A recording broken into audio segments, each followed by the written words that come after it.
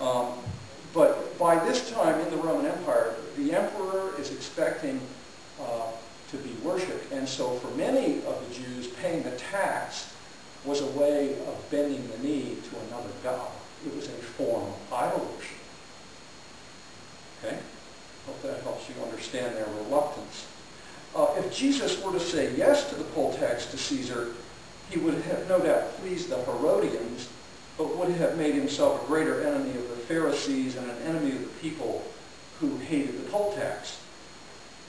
By contrast, if Jesus were to deny paying the poll tax, he would have made himself an enemy of the Roman Empire and opened to charges of sedition against the empire.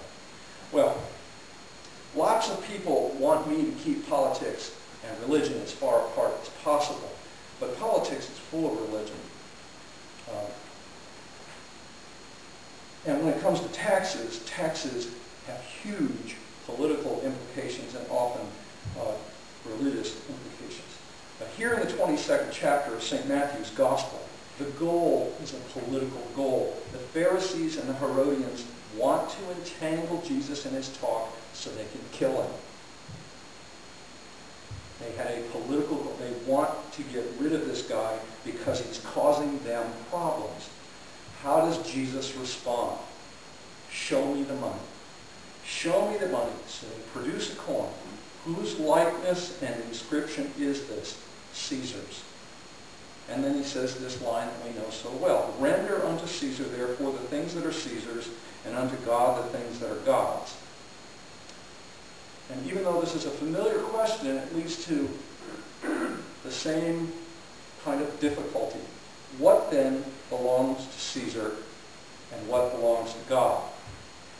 Well, the only thing that really belongs to Caesar is the money. That's it. God created the whole universe. He put the stars in their places, the planets in their courses. It all belongs to God. So what's due to Caesar? Just the money. Just the money. But, you know, in a time when money is doing some very, very peculiar things, it is a very strange moment to put all your trust in money.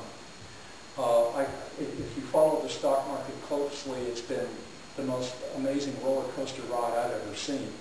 In 21 out of the last 25 trading days, the market's changed 100 or more points. That's a lot. That's a lot. So the question I would ask you is, do you really want to put all your trust in money? I don't think so. Love the Lord your God with all your heart, with all your soul, with all your strength, and all your mind. And clinging to Jesus in the middle of this storm is going to be a lot more reassuring, I think, than clinging to the money. Money has a way of being really worthless when you need it most.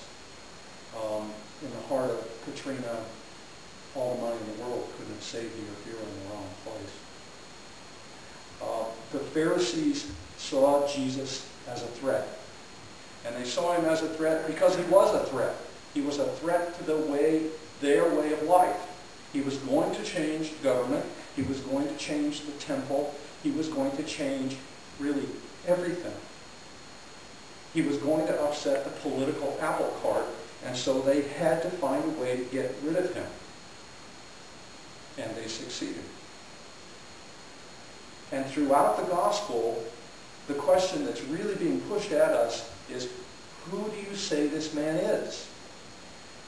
If he is the Son of God, if he is the Messiah, if he is the one who is to come, then this is the one you want to follow. This is the one who has all the answers that we need. He has our salvation. And so don't get sidetracked with the money. Money really is distracting. It is what we listen for. Hey, you want to get rich quick? I mean, we kind of perk up every time we hear that kind of question, even though most of the time we know it's a big joke. But what we need is Jesus. We can get tugged at with the money. We can get tugged at with Mississippi statement. But in the end, it's Jesus who has our salvation.